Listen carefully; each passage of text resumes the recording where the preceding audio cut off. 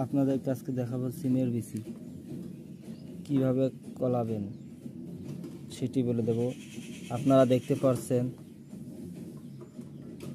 এটি হলো বরবটি সিমের বিচি। এই বীজটি 4 ঘন্টা ভিজানোর পর এরকম একটা বাটির মধ্যে রেখে যদি মুখ আটকায় দেন, দেখবেন পরের দিনে কল বের হয়ে গেছে। এই যে কত বড় বড় কল হয়ে গেছে।